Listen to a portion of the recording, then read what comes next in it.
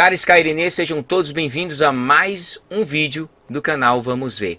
E hoje é um imenso prazer ter aqui uma pessoa que eu vi no YouTube aí dando várias entrevistas e principalmente depois que eu comprei o livro, eu espero você ter também em casa, o colega e amigo João Paulo Reis, que vocês vão conhecer depois da vinheta. Então, vamos ver.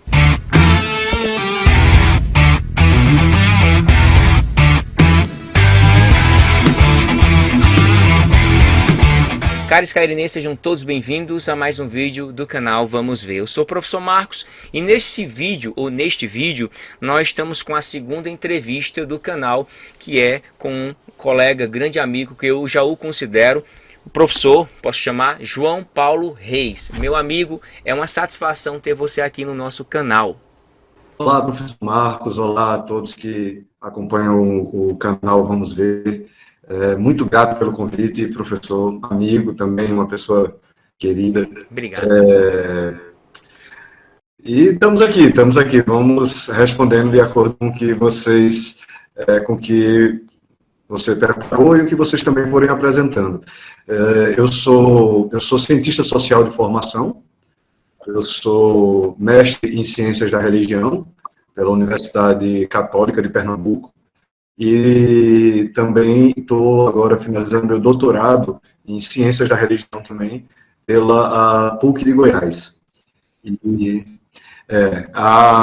escrevi um livro, né, como o professor Marcos mostrou, e esse livro é o resultado da minha dissertação de mestrado, onde eu trato basicamente do que diz a genética a respeito do sistema de crença dos ateus. A gente vai conversar um pouco sobre esse livro e estou à disposição de vocês. Amém, ótimo.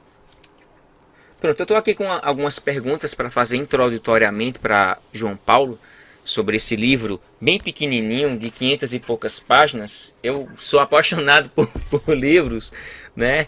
Já percebe que o irmão é prolixo, isso é uma dádiva, né? Não, veja, esse livro, ele tem, cada página, ele tem umas 3 parágrafos, pessoal. Você vê que você vai lendo rapidinho, né?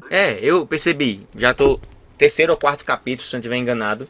Rapidinho deu para ler ele, muito bom, rápido com pouco tempo você lê 100 páginas dele assim rápido e eu procuro ser direto, né? Então eu vou enchendo de informações e aí passa mais rápido. Exatamente, muito Você precisava ver, professor Marcos, quando eu cheguei lá com 250 páginas, que é o que dá no Word, né? Nas páginas de Word, eu cheguei com 250 páginas assim impressa para entregar minha dissertação. Aí os professores da banca disseram: rapaz, isso aqui é uma tese de doutorado, né? Brincaram.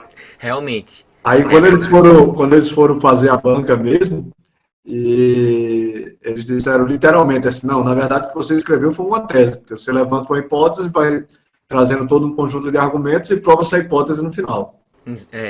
E quando eu terminei minha graduação, eu sou um pouco prolixo também, já deu para perceber, quase foram 200 páginas, quase. E o professor olhou e disse: o que é isso? É um livro, é?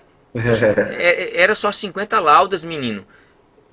O mínimo, sim, mas era 50 laudas o máximo. Disse, não, o mínimo. Pois eu coloquei o que tinha que colocar. Aí disse, tá, rapaz. Aí foi lido e tal, e é interessante. É bom, é importante, né? Imagina um livro com 10 páginas, 20 páginas. Será que vai ter uma fomentação profunda? Não. Só olhando aqui no livro do irmão, a gente vê as referências bibliográficas, o estudo que o irmão fez, pesquisou, né? Não é só eu penso, eu acho. Não, vamos procurar aqui justamente tese, o mestrado, o doutorado exige isso, de pesquisa. Não é simplesmente chegar aqui e botar o que pensa, o que acha, não. Vamos juntar, reorganizar as leituras, não é assim? Exatamente, esse livro tem 30 páginas só de referência bibliográfica. Eu percebi muita coisa aqui. Porque é até uma necessidade, porque como eu estou contrariando muita coisa que diz que é o senso comum dentro da academia, não é nem que é o paradigma de fato, ou que é realmente alguma coisa provada, mas eu estou contrariando aquilo que é o senso comum de muitas pessoas dentro da academia. E ou eu embasava bem aquilo que eu falava, ou eu ia ser, assim, sendo desmontado pela banca, né? É Então, verdade. assim, você nota que a cada um dos parágrafos meu tem uma citação, com alguém reforçando aquilo que eu estou dizendo, ou confirmando. Não adianta falar uma coisa e botar um autor, dois autores, pronto. Só com dois autores dá para se justificar aquilo? Não, aí você bota dezenas e dezenas. Quantas citações são ao total? Lá não tem ideia, não. Eu sei que são 30 páginas. Assim, uma atrás da outra, né? As citações vêm naquele modelo de É citações. verdade. São 30, são 30 Aqui páginas. eu vi 465 citações. Então centenas de citações, né? É. Juntando o livro tudo. Ótimo. Mas a pergunta pré-inicial é o seguinte: o que de fato, na verdade, te levou, né? Quais foram as tuas motivações propriamente ditas? Quando foi que elas começaram para você produzir esse livro aqui? Que eu gostei muito desses camaradas ajoelhados, né? Os Cavaleiros do Apocalipse. Me fala aí mais um pouco. Ajoelhados ao pé do seu santo Darwin, né? O darwinismo. O santo Darwin é onde essa imagem ela é muito significativa do livro no sentido de que ela representa que todo o sistema de crença dos ateus está baseado no darwinismo. Né? Você nota Darwin, inclusive, fazendo um gesto aí de silêncio, que é para a gente não falar a respeito do que falamos nesse livro. Silêncio, provocativo, viu? Apenas leia Darwin e não questione, silêncio. Poxa, mais informação, né? Leia ele, mas fique em silêncio, né? Tem que ler a origem das espécies, feito ele está lendo, e ficar em silêncio aí, não ficar questionando o que tem lá dentro. Você acreditar como um sistema de crença realmente. E ao final do livro você verá, e as pessoas que lerem verão, que realmente as crenças dos ateus está baseada no darwinismo e de que o Direcionado, né? darwinismo está certo. Se você tira o darwinismo Do foco. do sistema deles, simplesmente ele rói. Você não tem como explicar nada, então ele não tem como explicar a vida, não tem como explicar o universo, não tem como explicar coisa nenhuma. Enfim, e a ideia para o livro, na verdade, foi a ideia do mestrado, né? Muitas pessoas, eu conheci muita gente agora, por exemplo, do pessoal do design inteligente. A gente teve um congresso agora no Rio de Janeiro. Me conta como foi um pouquinho depois. Tá. E eu vi assim que muitas das histórias dessas pessoas vêm já de uma vivência de igreja, de religião, de pais que são bem informados e passam para eles, e eles crescem questionando algumas coisas. No meu caso não foi assim. No meu caso, eu acreditava em tudo isso, acreditava em evolucionismo, acreditava que o universo, havia a possibilidade do universo surgir espontaneamente, acreditava nessas coisas todas. Tem que ter muita fé, viu? Você era um homem de fé. Não, eu não pensava. Eu não pensava. Era por osmose, né? Eu até brinquei no congresso agora, eu disse assim, que se o homem evoluiu de algum outro ser vivo, foi do papagaio, porque a maioria da grande humanidade, e eu também durante muito tempo fui, a gente simplesmente escuta e repete. Reprodução. A gente escuta e repete. Ou seja, a gente cresceu com os professores dizendo pra gente que o evolucionismo era assim, que Darwin descobriu a verdade, que aquilo que a gente vê vamos dizer assim, diferente, como Adão e Eva, ou como Deus criando o universo, que essas coisas são coisas religiosas, mas que a ciência pensa de outro jeito. Então isso vai moldando o pensamento da pessoa.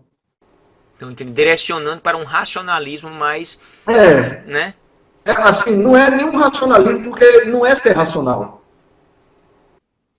Direcionando para uma coisa que acontece muito com os seres humanos, que é a dicotomia mental. As pessoas pensam muito, ou é preto ou é branco, ou é esquerda ou é direita, ou é polaridade, né? Sabe? E isso eles buscam fazer isso com a própria realidade em volta. Então, ou é religioso ou é científico. Não. A ciência e a religião, elas não estão desligadas. Nunca não são intrigadas, né? Nunca tiveram nem desligadas. Uma coisa vai com a outra. O Einstein tem uma frase que eu adoro, que é a religião sem a ciência, ela é manca. E a ciência sem a religião, ela é cega. Ela não está vendo para onde vai mesmo. Um pouco de ciência leva a um campo, muita ciência leva para outra direção, né? Geralmente, assim, tem até tem um simbologismo disso. Isso é uma frase assim que vem de séculos atrás. E quem faz um simbologismo disso é Heisenberg. Né? Ele diz assim que no primeiro gole de ciência, talvez você se torne um ateu. Mas no fim do copo, Deus vai estar esperando lá, olhando para ele. Verdade. É verdade. Porque se você... Aí é exatamente o que aconteceu comigo. Eu fui me questionando, mas como é que surgiu isso? Como é que foi isso? Porque, por exemplo, eu tive até um aborrecimento na minha religião mesmo. E eu quis contrariar o meu superior. Certo. E aí eu digo, rapaz, quando falar isso aqui, eu vou mostrar para ele o que é que diz a ciência. Sabe? Sei. Eita. Aí eu comecei a questionar uns amigos meus ateus, perguntando para eles assim, qual era a explicação que eles tinham para o sistema deles de crença. Então eu comecei a minha jornada, inclusive, querendo acreditar no que os ateus diziam. Só que cada vez que eu questionava, eles tentavam jogar a coisa para o campo religioso. Eu digo, não, eu conheço a versão religiosa.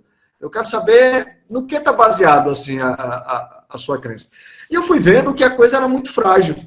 As explicações eram muito frágeis. Eles se sustentavam não em coisas sólidas, não concretas em si, né?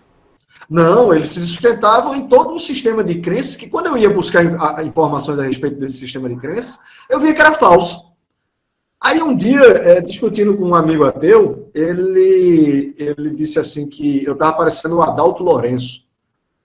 Aí eu não sabia nem quem era esse cara. Eu disse, quem é esse cara, rapaz?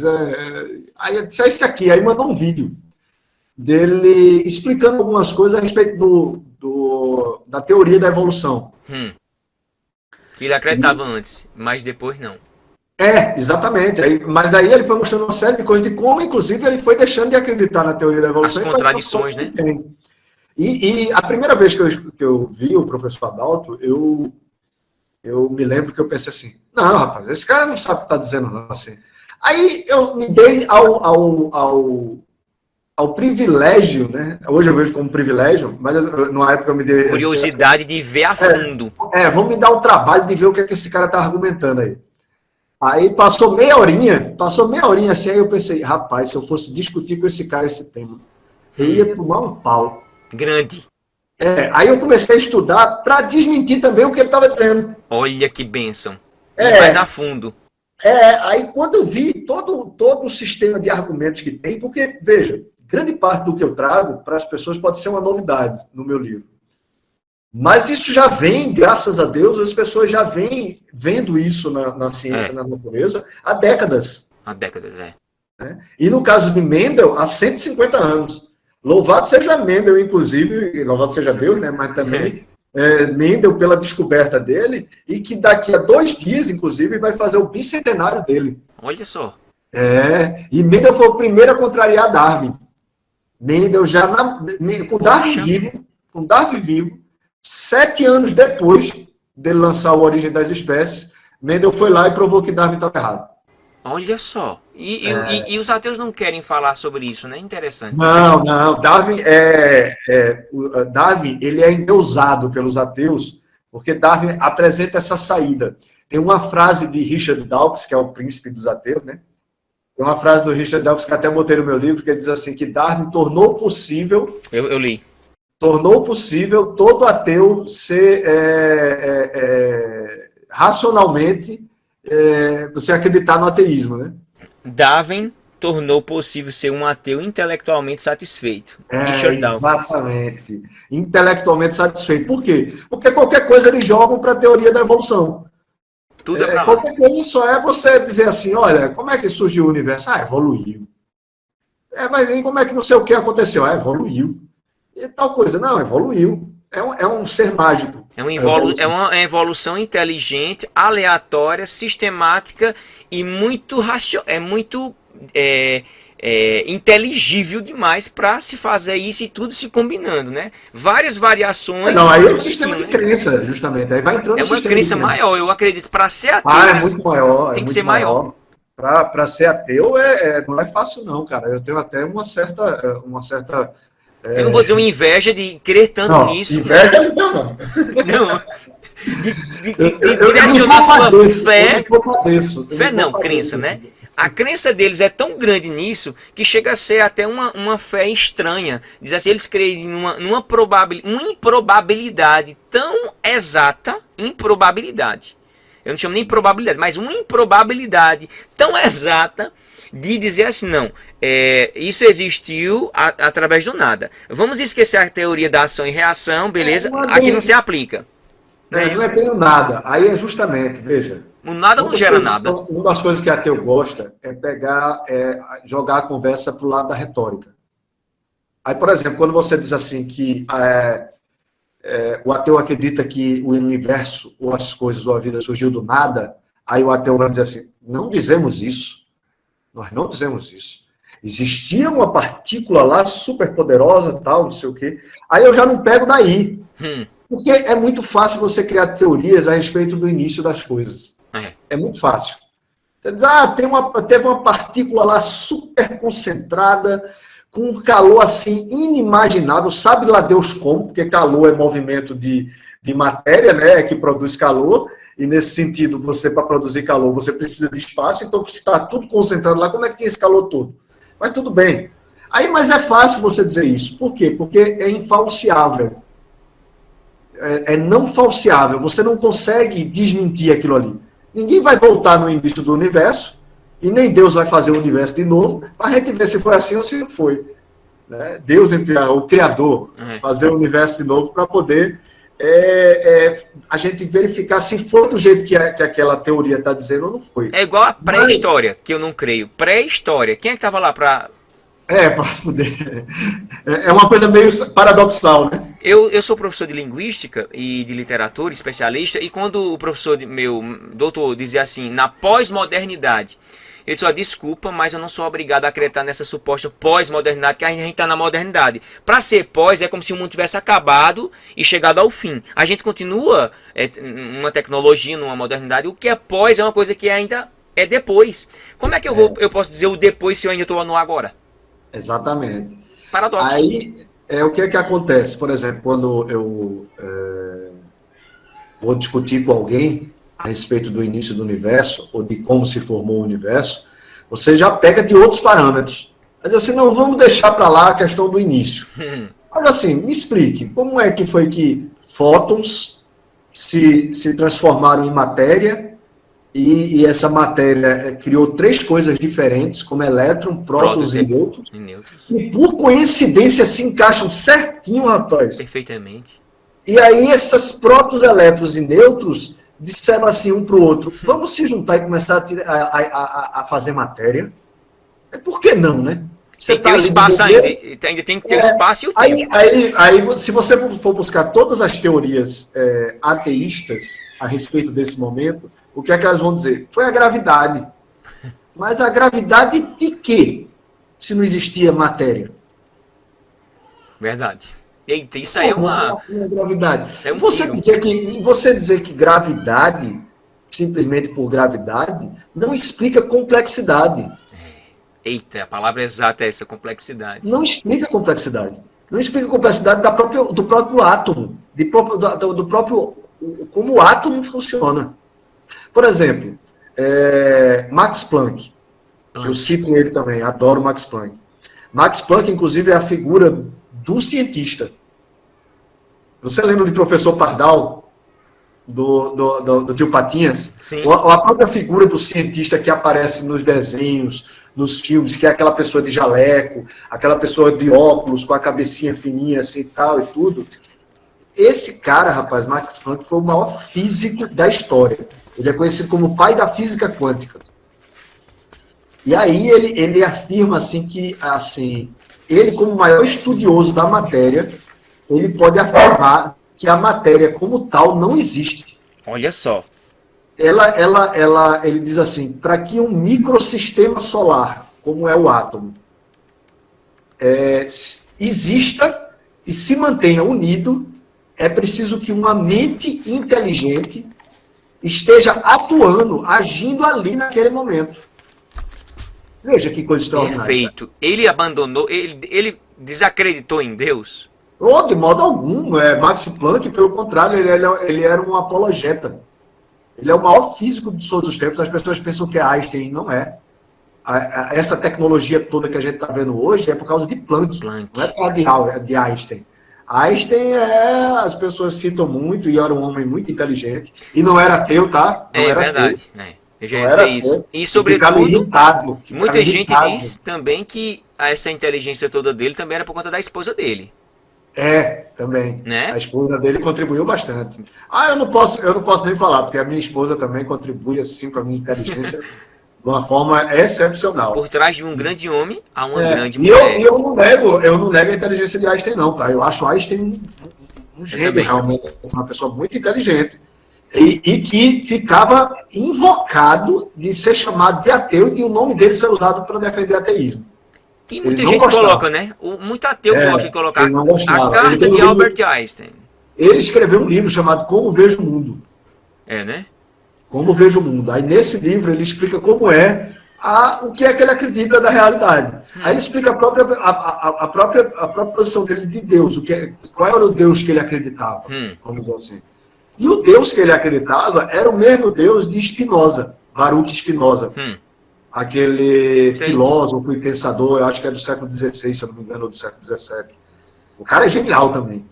E eu tenho uma carta, eu inclusive trago essa informação no livro, tem uma carta de Spinoza explicando para um amigo que aqueles que acharam que ele identificou a matéria com a essência das coisas com a matéria, ou Deus, o Deus panteísta, o Deus que está em todo lugar, com a matéria, eles estão redondamente enganados.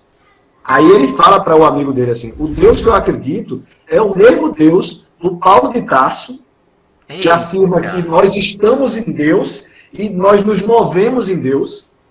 Tá aqui, nesse livro? Aí nesse livro. O mesmo Deus de Paulo de Tarso, poxa, que é o mesmo Deus dos antigos hebreus. Yod Hei Vav Hei. O Deus Eterno Jeová. Não é extraordinário isso? Perfeito, cara. Meu amigo. Você tem uma ligação direta entre Hebreus, Paulo de Tarso e Einstein. Que é o mesmo que tipo de Deus que também acreditava Georges Lemaitre. Que é o belga que propôs a teoria do Big Bang. Olha só. As pessoas não lembram, mas a teoria do Big Bang foi proposta por um padre. Pelo padre, As pessoas esquecem disso. E justamente para contrariar a visão que Einstein queria colocar, que era a visão de um universo eterno, de que esse universo sempre existiu. Que é uma falácia. Aí o próprio Einstein, ele não conseguia explicar porque dentro da teoria geral da relatividade, tudo era relativo menos o universo. Aí o que é que ele literalmente, depois Einstein, ele vai dizer que ele inventou a chamada constante cosmológica. Constante. Que era justamente uma coisa para poder manter o universo como era.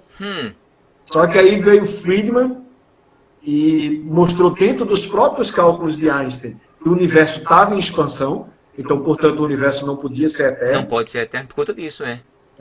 E depois veio o nosso querido Lemaitre.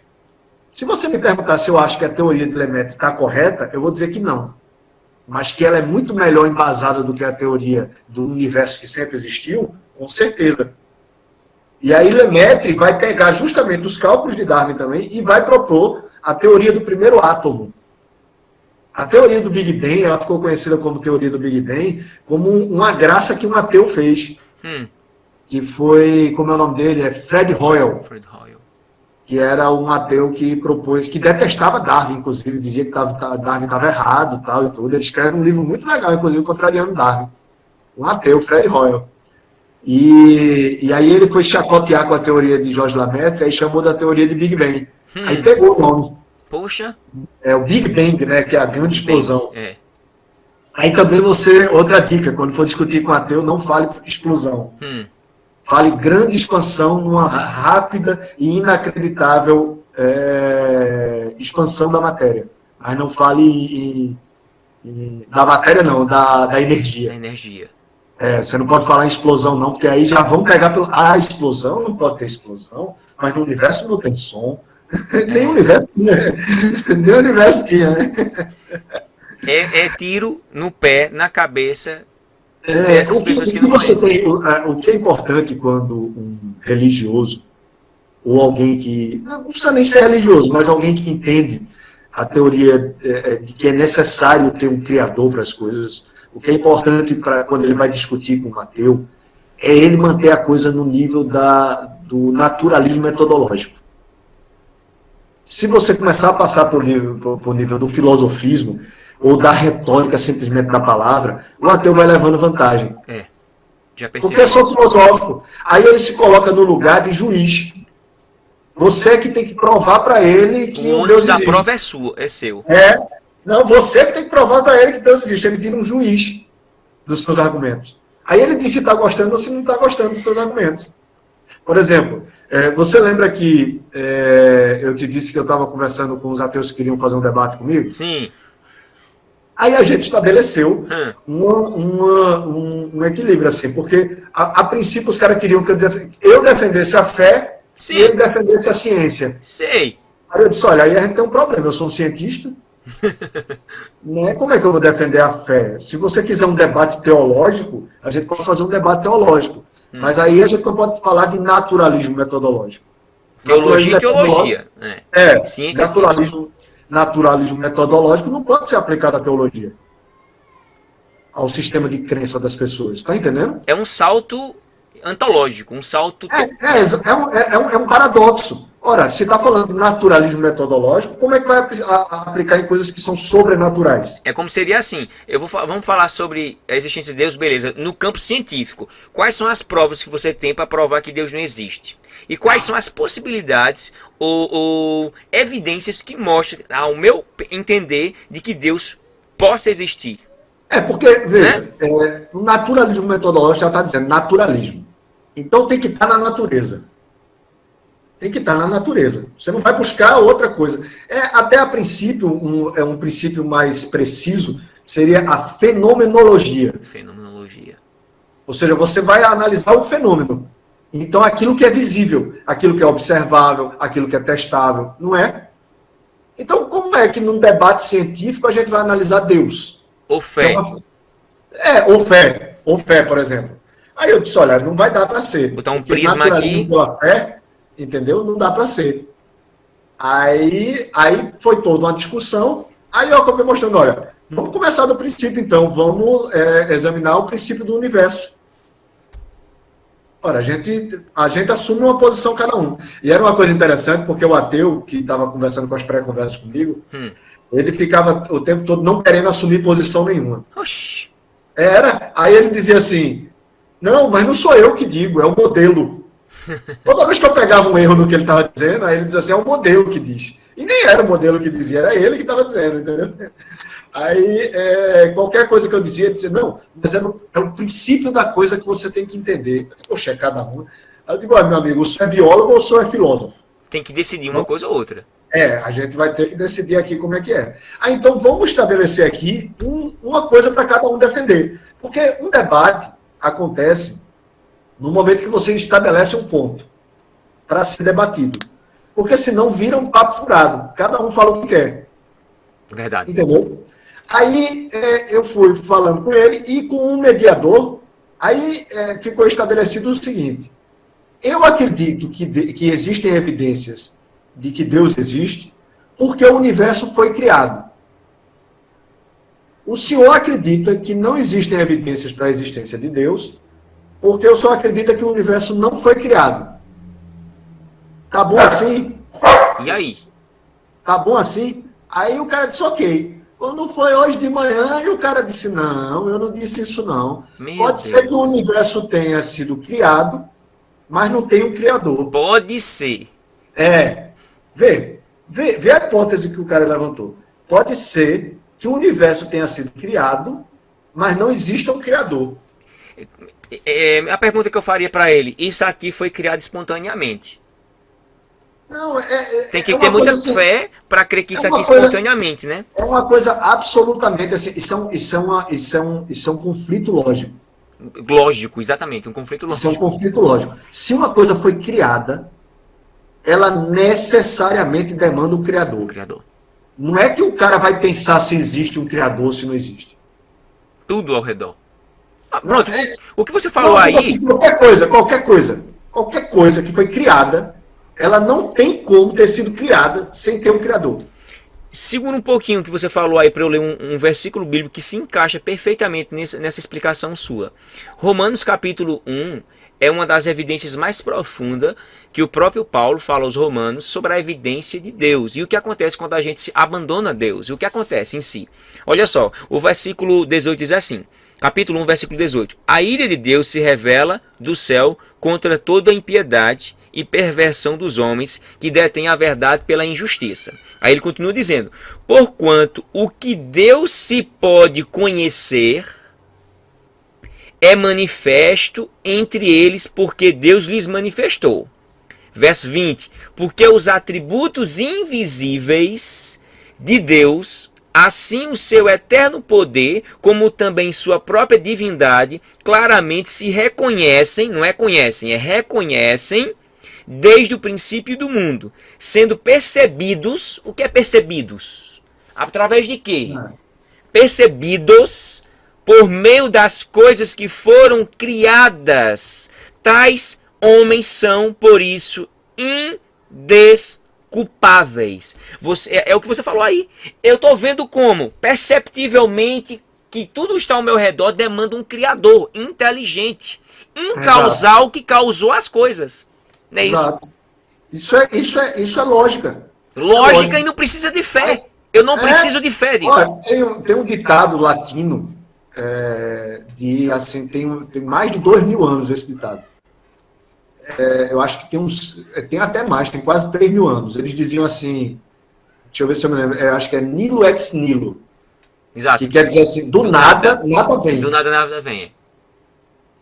Rapaz, do nada coisa nenhuma vem. Aí é aquele negócio, né? Aí o ateu já diz, não é do nada, é de uma bolinha que estava concentrada. Que era um pequeno pontinho, assim, bem pequenininho, assim, um negócio bem pequenininho, assim, no caroço de feijão. O universo inteiro. Aí o que é que acontece? O Galileu Galilei, ele dizia assim que o que ele via no universo era matemática. Que a matemática era o alfabeto com o qual Deus criou o universo. Por quê? Porque quando você pega um matemático e olha para a astronomia, para os ciclos dos planetas, para toda a realidade à sua volta, você vê matemática. Tudo é matemática mesmo. 3,14, principalmente o pi. Que é o pi, que é chamado proporção áurea. É a proporção áurea. Se eu colocar aqui, né? É 3,14, quase em tudo. Teve até uma palestra muito legal a respeito da proporção áurea no Congresso de Design Inteligente. Botei de propósito, viu? Fé, viu? Eu vi. Especial aqui que um irmão me deu, o irmão Luciano Antes. Um salve para você, meu amigo. Então, quando você pega alguém... Aí, por exemplo, aí no caso do ateu que a gente vinha discutindo, aí a gente estabeleceu que a gente ia discutir, então, a respeito do universo. Ora, o universo é uma coisa observável. O universo ele está dentro do escopo do naturalismo metodológico. Não é isso? Exato. Então, a gente podia discutir o universo. Só que antes a gente acertou o parâmetro. Se o universo tivesse característica de ter sido criado, então existem evidências de que existe um criador. Ou seja, então existem evidências para a existência de Deus. E se o universo não tivesse nenhuma característica de ter sido criado, não existiria evidências para se acreditar em Deus. Pronto. Chave. Objetivo simples, e concluso. Né? É simples. Simples e simples. Rapaz, o cara deu para trás hoje. Rapaz, o cara disse, não, isso aí, o universo pode ter sido criado, mas não existia o Criador. Pode ser que exista o Criador, mas não seja o seu Deus. Eu digo, mas peraí, a gente vai discutir o meu Deus? Aí ele já está tratando de fé, de Exato, exatamente isso, mas é o debate que o ateu quer. Ele quer. O ateu não quer discutir as crenças dele. Exatamente. Entendeu? É o que eu Aí, percebendo nele. quando começou a conversa assim, eu perguntei assim, mas qual é o conceito de fé que vocês têm? É o conceito de fé. Aí ele diz assim, é a crença numa pessoa que não existe nenhuma evidência, que está fora do universo e que influencia o universo. Eu digo, oxe, que onda é essa? Eu não tenho essa forma, não. Eu não acredito nisso, não. Tá parecendo mais um deísmo, né? É uma besteira, pô. É aquelas pessoas que pensam que Deus é um gigante barbudo sentado no trono. E que Tá nos entendendo? abandonou, como o deísmo clássico. Aí fica lá num palacete, lá numa nuvem qualquer, aí nem percebe que o irmão tá aqui chamando. Tem gente que acredita que Deus é assim, É, entendeu? E ateu, ele quer um Deus assim. Porque é fácil de bater num Deus assim. é verdade. E eles se aproveitam justamente de Ele, falácias, ele verdades faz um incompletas. espantalho, ele cria um espantalho argumentativo e bate no espantalho. É. Eu já vi já ateus fazendo isso publicamente. Exato. E aí você tem que perceber isso no argumento. E é isso que esse cara queria. Ixi, Aí o cara queria o quê? Aí teve uma hora que o cara disse assim, não, você apresenta qualquer um dos seus argumentos infalciáveis. Poxa, não. mas aí como é que a gente vai fazer um debate do naturalismo metodológico em que o universo é infalciável? Puxa, Tá entendendo? Assim, e eu vou ter que apresentar argumentos infalciáveis, então basta o senhor dizer assim que os meus argumentos não são possíveis de ser falseados. Acabou o debate, o senhor ganhou, parabéns. é uma piada, né? Não. É tratar você como se fosse assim, deixa eu estar por cima aqui, vou criar uma estruturazinha para ver se você sai. Um labirinto sem solução. Aí ele disse assim, mas você concordou com um debate a respeito do naturalismo metodológico ter evidências a respeito da existência de Deus. Eu digo, pois é, se eu não posso aplicar o naturalismo metodológico no universo, onde é que mais que eu posso aplicar? Porque Verdade. a gente precisa discutir alguma coisa. Não cabe aqui, por exemplo, eu falar dos meus argumentos a respeito da criação do universo e você falar dos seus argumentos contra o cristianismo, por exemplo. Não tem nada a ver. Exatamente. Você só vai passar o tempo. Você só vai perder tempo com o cara. No final das contas, a pessoa vai dizer que não aceitou seus argumentos e pronto. Aí o mediador também é ateu. Aí... Vai dar certinho pra mim nesse debate, né? Não? Você tá. Eu, se eu não estiver enganado, você foi chamado. O segundo vídeo que eu assisti teu foi quando você tava. Parece que numa entrevista num canal de um cara que era ateu e possivelmente tu descobrisse na hora. Fala mais um pouquinho como foi a resenha. Rapaz, foi muito divertido. Foi a melhor entrevista uma das melhores entrevistas que eu tive até hoje. Assim, uma das que mais já repercutiram, né? As pessoas vão muito nesse vídeo na internet. Porque foi engraçado, assim, porque todo mundo percebeu que eu também não tinha percebido que era um canal de ateus. Olha, o motim, né? O motim. No começo da... Não, a pessoa que me entrevistou foi de muita boa fé. Eu sei que parece uma contradição para o ateu, mas ele foi de muita boa fé comigo. Ele, assim, ele me chamou numa boa, eu aceitei numa boa, assim, me tratou muito bem, inclusive, durante todo o debate. Vale, Dr. Cláudio Bersotti. O canal é Caminhos do Imaginário, é uma entrevista no Caminhos do Imaginário. Eu me lembro. Muito legal, assim, ele foi muito gentil comigo, inclusive. Um abraço aí, doutor Cláudio. Rapaz, aí na hora que começou a entrevista, ele levantou o meu livro assim e disse assim, olha, aqui é Darwin, e aqui embaixo, né, aí ele fez assim, e aqui embaixo é os ateus, somos nós. Olha. Ele falou assim, os ateus não, ele disse assim, somos nós. Aí eu ia até falar assim, não, somos nós não, é os ateus. Eita, meu Deus. Mas... Aí logo em seguida ele disse assim, aqui, olha, tem o Richard Dawkins, tem o Sam Harris, tem o Christopher Richter, que são todos ateus, e eu também sou ateu, e meu público é todo ateu. Aí eu digo, rapaz, olha que beleza. Eu digo, vamos lá. Aí ele disse assim, você tinha percebido? Aí eu disse, não. Eu digo, não, mas não tem problema nenhum, doutor Cláudio, assim, eu respondo de boa. E foi a melhor entrevista, cara. Assim. Durou 3 horas e 18 minutos. Eu vi. Foi muito boa. Horas e horas. Eu passei, assim, na verdade, uns 15 minutos falando do meu livro. E o resto foi, assim, 3 horas dos ateus cobrindo com aquelas perguntas típicas de ateu, né? E você respondendo com força. É, claro. Quem criou Deus? Ai, Quem meu não sei Deus. o quê, sabe? Você não acredita nos outros deuses. Todas essas perguntas que os ateus acham Falaciosas. que pega o religioso. E foi muito divertido, foi muito boa. Eu lembro que o doutor Cláudio, ele ficava assim meio atordoado com algumas informações que eu trazia para ele.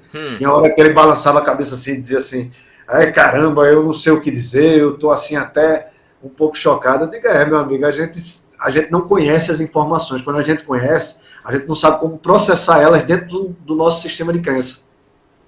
Quando eu não leio o suficiente, eu sou obrigado a crer no que os outros dizem. Eu confesso a você, professor Marcos, que quando eu descobri que o evolucionismo, que Darwin estava errado, eu passei uma semana chateado comigo mesmo. Eita, uma decepção, uma desilusão. Comigo mesmo. Porque eu passei 20 e tantos anos da minha vida sem nem pensar se isso estava certo ou estava errado. A gente engole do que tá, porque a escola ensina. E aí eu fiquei pensando assim, mas caramba, ver quanta gente acredita nisso. Aí por isso que essa revolta de fazer um livro de quase 1000 páginas. Não, aí eu pensei assim, não, 1000 páginas não, pô, tu fica aumentando aí, ninguém vai comprar meu livro. Vai sim. São 470 livros, 470 páginas. 470 páginas. São 470, 30 páginas só referência, não precisa ler a referência 501. Eu escrevi justamente o livro, ou eu comecei a estudar o assunto, foi justamente com o choque que eu tive do evolucionismo estar errado. Então, quando eu vi que o evolucionismo estava errado, eu pensei assim, olha, eu vou ter que falar para as pessoas que o evolucionismo está errado. Então, eu vou ter que explicar por que é que o evolucionismo está errado. E é isso que eu falo no meu livro. Assim, se você ver, eu começo desde a explicação de como Darwin foi aceito na academia, como ele se espalhou na academia. Como isso é uma das perguntas mesmo. Você já vai falando aí como foi que foi criado esse conflito, né? Há de fato esse conflito entre ciência e religião? Como ele se originou? Não, exatamente. Ele começa justamente no século XIX.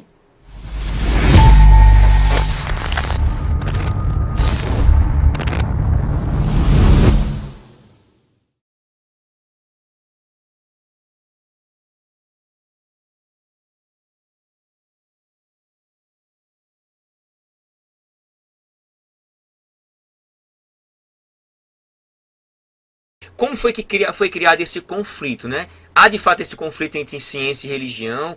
Como ele se originou? Não, exatamente. Ele começa justamente no século XIX.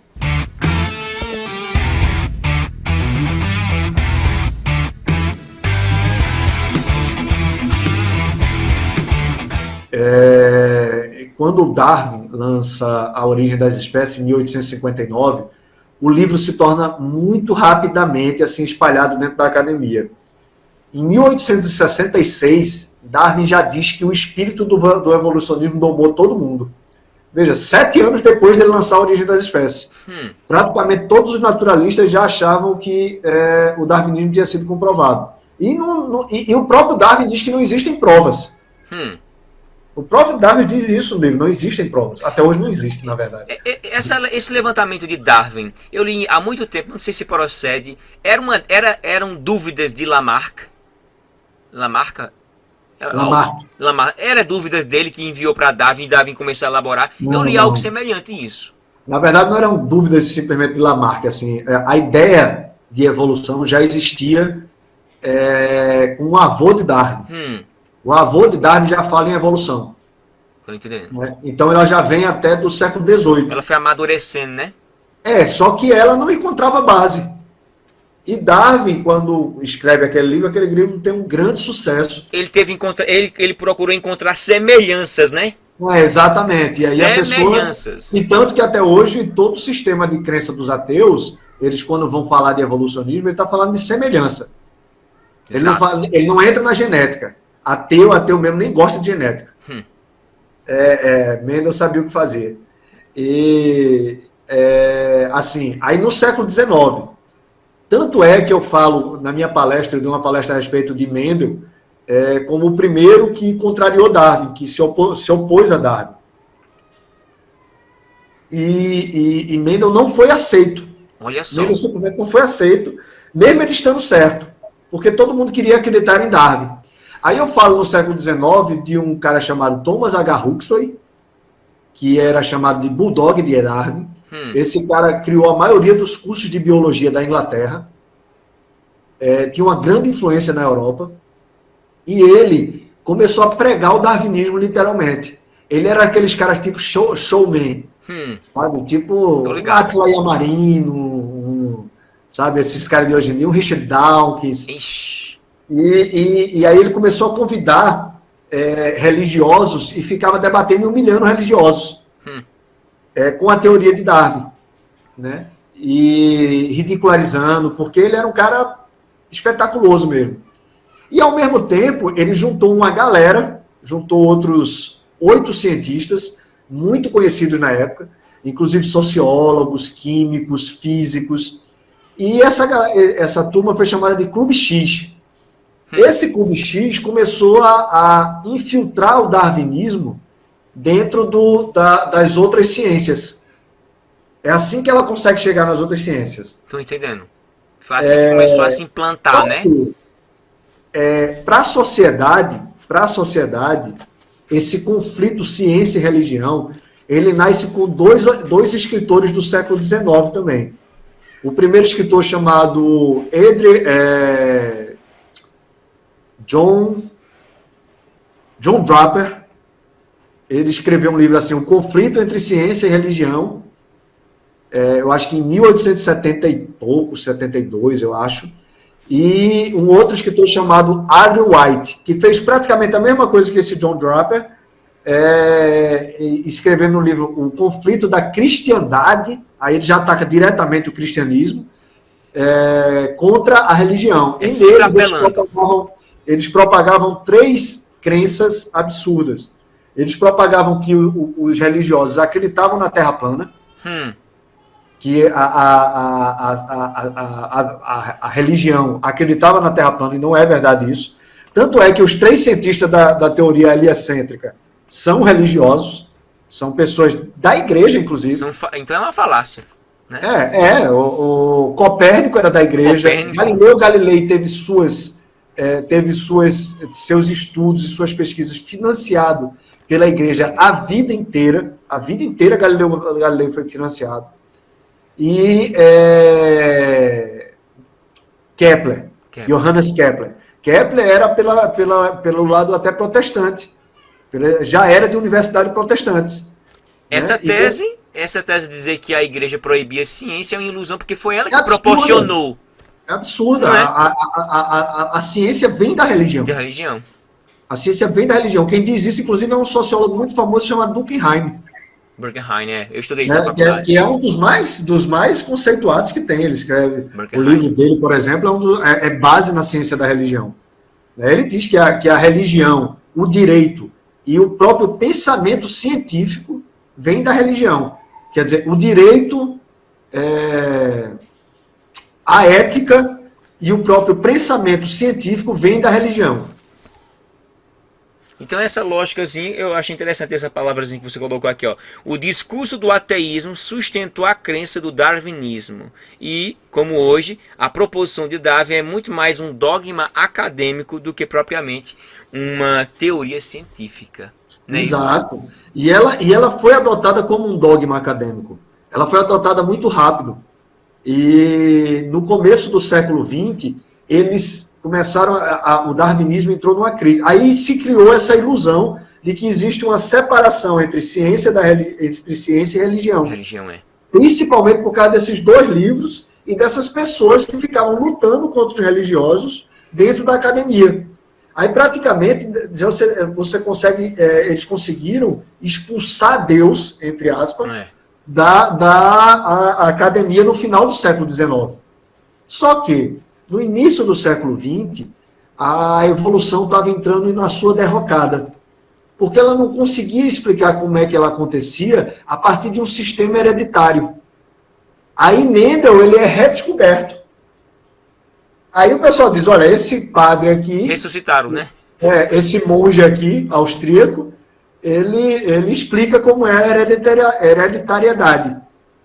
E aí eles inventaram o neodarwinismo, tentando juntar Mendel com Darwin. Só que eles primeiro negaram as conclusões de Mendel, porque Mendel conclui que as espécies foram criadas, que as espécies são fixas. E o darwinismo não acontece. Mendel se colocou em oposição a Darwin. Eu explico isso com detalhes, com outros artigos, por quê. Por que é que Mendel chegou a concluir isso? Com as leis que ele descobriu na genética. Eu explico bem direitinho assim, a respeito de Mendel. O que você quis dizer num livro seu, quando você fala sobre a desilusão dos ateus, assim, com a genética? Quais são esses pontos de desilusão que você poderia destacar? Porque alguns autores dizem que no começo do século XX, Mendel foi necessário resgatar Mendel, porque Mendel salvou o darwinismo. Porque Mendel estaria explicando o sistema hereditário e Darwin, como chefão, alguém que descobriu algo muito maior, ele explicou o sistema de uma forma muito mais ampla. Muito mais ampla. E Mendel estaria explicando só uma partezinha. Só que qual é o problema? É que Mendel conclui no artigo dele que as espécies têm um limite genético, que é o limite genético que acontece na família. Você tem uma família, por exemplo, a família dos Felidae, a família dos gatos. É um limite genético. Você pode ter pantera, você pode ter leão, você pode ter gato de casa, você pode ter jaguatirica. Então, tem uma série de espécies de felinos que você pode ter. Mas você não pode ter nada além de felinos. É um limite genético. Então nada está evoluindo, né? Exatamente. Não evolui. Não evolui. Porque para evoluir é necessário uma nova informação. E aí é onde entra o neodarwinismo. É dizer que essa nova informação vai vir de uma mutação. Só que isso está errado. E aí todas as experiências genéticas, observações genéticas que foram sendo descobertas no século XX, foram mostrando que todo o sistema dos ateus, que todas as chamadas explicações que eles diziam haver para o evolucionismo estavam erradas. Por exemplo, o neodarwinismo está errado, a crença que as mutações geram nova informação está errada, a crença de que bactérias evoluem está errada, a crença de que homens e chimpanzés têm 99% de semelhança genética, ou 98%, ou que são semelhantes geneticamente diretamente, está errada. Isso é chamado de mito de 1%. Mito de 1% eu vi no teu livro. Até a revista Science publicou um artigo chamado Mito de 1%. E principalmente a genética arrebenta com a crença na abiogênese. A biogênese aí é a mais forte. Porque a biogênese é a crença que a vida poderia ter surgido sem o Criador. Sujeito. Isso é absurdo do ponto de vista genético. Isso é absurdo do ponto de vista bioquímico. Isso é absurdo do ponto de vista da termodinâmica. A lógica. A lógica. Ação, reação. Causa, Exato. efeito. Mas, do ponto de vista genético, é inexplicável. Por quê? Porque você precisa de informação. O código genético é um sistema... unidade de informação, né? Exato. O código genético ele é um sistema, ele é uma mensagem codificada. Ou seja, é uma mensagem que precisa ser lida dentro de uma ordem. Ele não acontece aleatoriamente. Aquelas escadinhas ali são unidades de informações. Que a gente chama de pares de base. Porque ela é C com G, a adenina com a guanina, ela só acontece em base. E pior não, né? Assim, mais complexo ainda é que ela quando vai para o ribossomo, ela é lida em trinca. A gente pensa que é só aqueles dois primeiros uma informação, não é. A informação é a trinca completa. De um pedaço da informação. Porque a informação real é o gene inteiro. Ou seja, um conjunto de pares de base que tem que se encaixar perfeitamente, que vai ser lido em trinca. A genética é muito boa, né? Para nos informar muitas coisas, uma coisa extraordinária, a complexidade genética que existe. Eu lembrei de uma parte da Eva mitocondrial. Isso. E aí a gente olha assim para a Bíblia, porque como você falou, existe essa bipolaridade, né? Esse par de pessoas, de coisas que colocaram distinta, como ciência e fé, colocando num ringue, brigando, achando que ambas estão em desacordo, mas não. A ciência e a religião, elas estão de mãos dadas.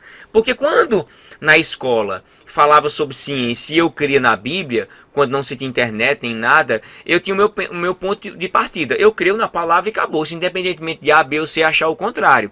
Só que na minha visão que foi criada na escola, eu achava que a ciência estava provando algumas coisas que iam encontrar a Bíblia. E eu dizia, será que isso existe? Eu acho que não. Só que depois, quando eu comecei a estudar um pouquinho sobre ciência, genética, biologia, eu comecei a perceber que não, está casando muito bem. E é o que aqui a Bíblia diz. Essa questão do DNA mitocondrial eu achei fantástico, embora existe algumas especulações sobre a quantidade de tempo. Isso se casa perfeitamente no relato do que o próprio Deus criou um par de seres, homem e mulher, e ali se multiplicou. Você pode até falar mais sobre isso, a questão de todo mundo no sistema genético percebeu que viemos de uma própria mulher. E viemos de uma própria mulher, e isso se encaixa em que relato? Relato bíblico. Exato. Não é? Exato, e é simples, Estudando a ciência, eu me aproximei mais de Deus ainda do que eu já estava próximo, e também mais ainda da complexidade que existe ao nosso redor. Uma gota de água. Isso se aproxima. Não é? Isso se aproxima, qualquer um. Qualquer um que estudar a ciência mesmo se aproxima de Deus. Eu vi um vídeo de um cientista falando na internet, e eu vi um comentário de várias pessoas, cientistas, médicos, biólogos, genéticos, pessoal que trabalha com eu esqueci o nome daqui da ciência aqui, biologia molecular, tudo. Sim. Aí os caras dizem assim, eu entrei na academia cético e saí cristão quase, crendo em um Deus.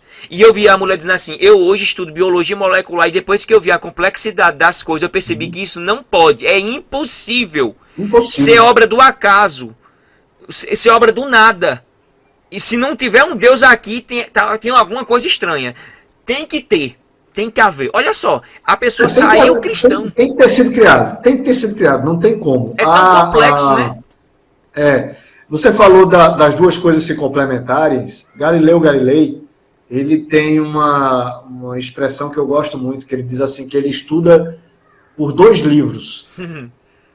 Que um livro são os textos sagrados e o outro livro é a natureza. E ele vê eles se complementando.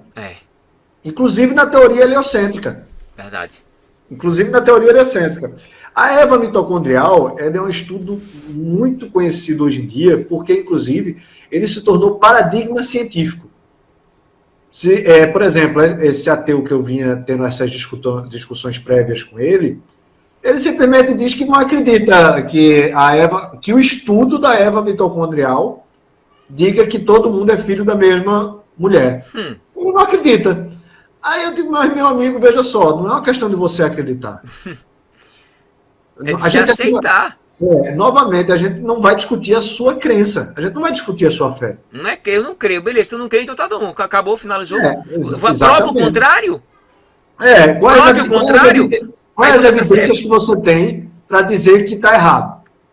Porque a mulher fez em todo lugar do mundo, do planeta. Para quem não conhece o estudo da Eva mitocondrial, ocorre o seguinte, eu acho que em 1987, se eu não me engano, uma pesquisadora chamada Rebecca Ken, ela faz um estudo que ela pega 147 placetas de mulheres do mundo inteiro e pega o DNA mitocondrial. Por que o DNA mitocondrial? Porque ele é menor. Existe, dentro da célula, existe o DNA intracelular, que fica no meio da célula, que tem informações a respeito da célula, e na célula existe como se fosse uma fábrica de energia, que é uma organela chamada mitocôndria. Essa mitocôndria ela tem um DNA próprio, que é diferente, inclusive, do DNA da célula. O que é um mistério, né? E a gente procura só da mulher, né? Aí só passado pela mulher e não pelo homem, né? Mas a própria existência de dois DNAs diferentes já é outro problema dentro da crença dos ateus. Porque aí você teria que ter surgido não só a primeira informação, o primeiro DNA, como surgido a segunda informação incompatível. Né? Mas tudo bem. Aí, o que é que aconteceu? Ela pegou esse DNA da mitocôndria, ela fez uma regressão genética e provou que as 147 mulheres do mundo inteiro têm uma origem única. Ixi, Ou seja, ela provou que toda a humanidade tem uma origem única. única. E como isso casava com o que diz a Bíblia... 3.500 anos atrás? O tempo não casa exatamente com o que ela diz. É. Mas aí já tem outros estudos depois, porque, na verdade, assim, o tempo é um problema maior para você explicar. Mas, no caso de você explicar a origem única, você consegue isso pela regressão genética. Tem outros estudos que vão diminuir muito o tempo. O tempo que ela colocou foi que, no máximo, essa primeira mãe da humanidade teria vivido há 220 mil anos, uma coisa assim. É como a questão da datação do mundo, jovem ou velho. Se são 5 modelos de estudos, de métodos para analisarmos, como carbono 14, né? Era para que os outros métodos também associassem, já que um vai até 6 mil, outro até 60 mil, outro a 20 mil, 1 milhão, milhões de anos, era para os mesmos métodos darem a mesma quantidade de tempo. Não é verdade? Não dão. E não dão, só um dá, que é o carbono 14. Mas aí, quando se Não trata para eles provarem 1 milhão de anos, eles não usam carbono 14, porque carbono 14 não pode estar em nada que tenha 1 milhão de anos. Isso, e não é isso que eu disse.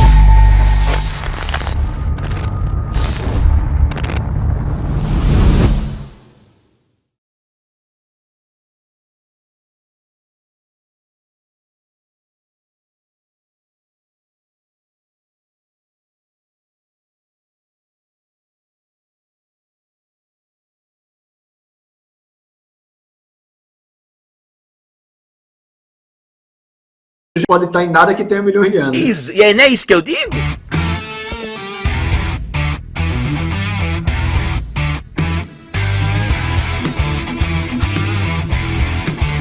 O problema é que está em tudo. Exatamente, porque se existe 5 metros, esse metro que vai mais além, ele enxerga mais longe. Beleza. Então ele tem que associar também anterior, já que ele atinge mais longo. Exato. Mas aí no caso da Eva mitocondrial, ela provou mesmo, né? E ela tentou publicar isso em várias revistas científicas e as pessoas não aceitaram, porque isso justamente apoia uma visão bíblica, né? Bíblica, exatamente. Imagina, Moisés registrou esse relato bíblico no ano de 1444 anos antes de Cristo. E tem assim, até as outras religiões falam de um primeiro casal. Sim, porque isso foi repercutido em toda a localidade. Isso fala em qualquer cultura, qualquer uma. Não vai existir uma cultura que não vai falar desse primeiro casal. Todos. E até do Noé. Fala de Noé. Na verdade, as culturas elas têm 5 ligações principais, né? Que é a criação do céu e da terra. Exato. A criação do primeiro casal. A briga dos irmãos. Dos animais, né? A morte. O dilúvio e a Torre de Babel. A partir da Torre de Babel você tem uma diferenciação das histórias. Exatamente. É o que circunda em mais de 1000 culturas em todo o mundo, sem nunca ter em contato com a Bíblia em si, necessariamente. Tem um relato universal. Então eles não queriam aceitar a Eva mitocondrial, só que tiveram que aceitar. Olha só. Toda vez que eles faziam uma regressão genética, o estudo era refeito, tentaram provar que ela estava errada. Toda vez dava o mesmo resultado. Todo mundo é filho da mesma mulher. Eita! Isso é geneticamente provado. Por isso que a academia não quis aceitar isso. Não, deixa pra lá. Porque aí alguém teve uma ideia brilhante. Disse assim, então vamos ver se todo mundo é filho do mesmo homem. Que é o cromossomo Y. Exato. Que é chamado de Adão Y. Adão Y. O estudo. Por quê? Porque no caso da mitocôndria, ela só passa pela mulher. Pela mulher. Então você consegue ter uma linha genética. Né? No caso do homem, o cromossomo Y só está presente no homem. Exato. E aí você consegue também ter uma linha genética. Aí você consegue fazer essa regressão. E não é que todo mundo é filho do mesmo homem? Não. Deu esse resultado. Rapaz. Não. A historinha bíblica tá parecendo mais científica do que propriamente. Os caras descobriram isso, já pensasse, rapaz. Parece que quanto mais eles vão se aproximando, mais se aproximando, vão estar lá o nome, vão encontrar no DNA o nome de Deus, como eu vi até um relato, eu fiz até um vídeo sobre isso, sobre as letrazinhas, a questão numérica, que é uma repercussão com 3 milhões de vezes no DNA do homem, que era as letrinhas que uma doutora em Israel, se não estiver enganado, mostrou que essas letras de trás para frente representavam o nome de Deus. Eu achei tão curioso isso aí que eu publiquei até no meu canal aqui. Eu não sei se você já viu. Não conheço não. Eu vou mandar para você depois assistir o vídeo. Me manda. Eu explicando cientificamente isso aí. E aí você tem, por exemplo, todos esses exemplos que a gente veio conversando demonstram justamente o quê? Que ciência e religião não estão em conflitos. Não estão em conflito e que a genética vai derrubando mito por mito daquilo que os ateus acreditam. E que os próprios evolucionistas, de uma forma real, acreditam. Né? A semelhança entre homem e macaco, a mesma coisa. E macaco, eu até falei pra tu, comentava contigo. Símio, né? Exatamente. As pregas neurais do macaco, para a questão da fala, é impossível. Então, como é que um macaco que não consegue falar, ele tem todos os órgãos que a gente tem aqui, só que a questão neural, a prega neural, a questão neural dele, é impossível a fala, produzir som, falar em si. Foi feita essa pesquisa cientificamente. E sabe que, com o ateu que eu estava discutindo, aí uma das provas dele para a evolução, por quê?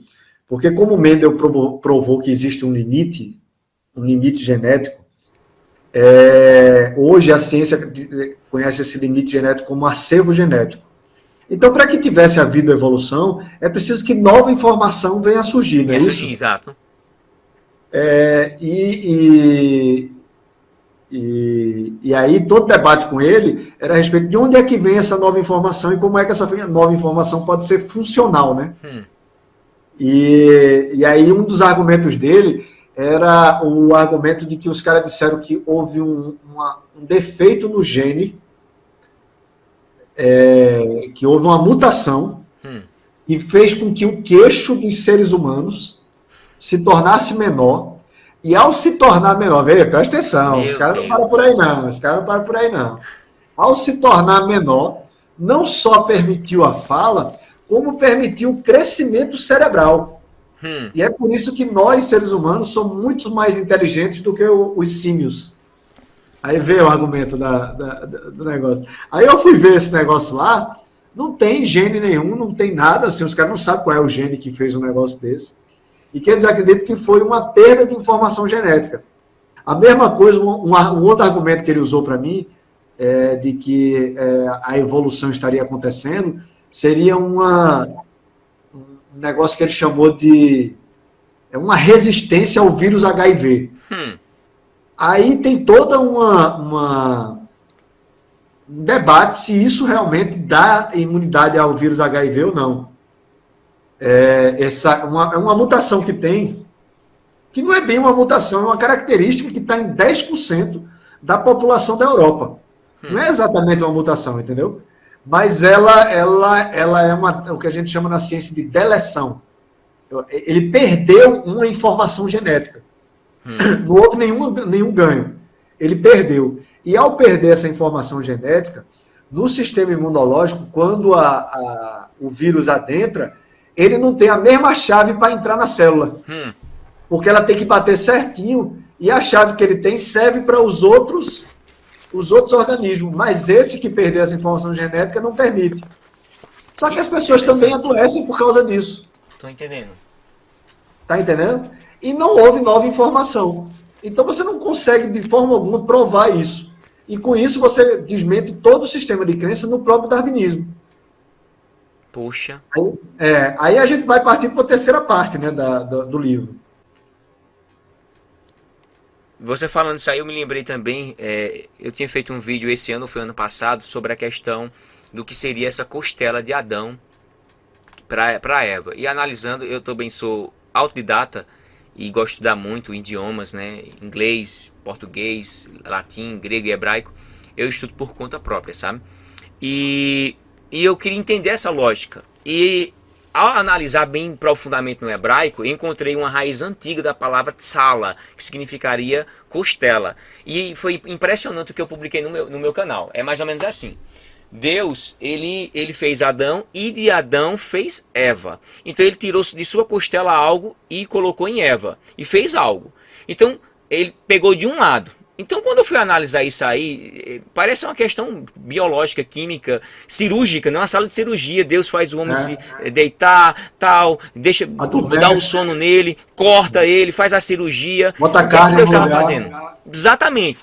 Aí eu percebi o seguinte: Deus fez o homem XY, como você sabe muito bem, os nossos internautas não sabem o que é isso aqui, XY, um par de cromossomo sexual, existem os alossômicos, né? Você pode até falar muito bem sobre isso aí. Uhum. Aí o que acontece? Deus, ele fez a mulher, isso aqui é o homem. E o que é que ele fez? Ele escolheu um lado do homem e fez Eva. Um lado. A palavra tsala significa lado. Então Deus pegou simplesmente um lado, olha só, o X, e fez um diploide. É isso mesmo. XY ficou o quê? XX. Então a mulher em si, ela vem do homem, e não o contrário geneticamente. Exato. É impossível XX gerar XY. Exato. Então, olha o que Deus fez. Deus se utilizou de um lado do homem, biologicamente, ele pegou no mapa genético e fez um diploide, que você pode falar até muito mais com propriedade do que eu. Então, quando eu vi aquilo ali, eu fiquei impressionado. Meu Deus, olha só, a palavra tsala significa tanto costela, lado, em específico. Então, qual foi o lado que Deus fez? Aqui. Porque quando eu pego agora, né, o útero da mulher é X, e o homem tem o espermatozoide Y ou X. Quando o espermatozoide X fecunda o X, fica XX, gera mulher. Quando esse espermatozoide ele se encontra com X, YX, fica XY, gera homem. Não é assim que funciona? Exatamente.